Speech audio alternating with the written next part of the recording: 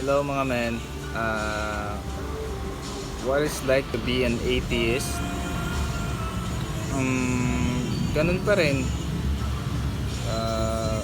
Pero masasabi ko na wala akong superstition, and then scientific na yung approach ko sa mga bagay-bagay.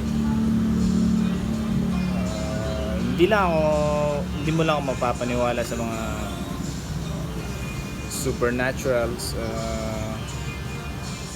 kasi hindi talaga ako religious na person eh. Kahit noon pa man, conflict na talaga sa akin yung mga sinasabi sa Bible, tapos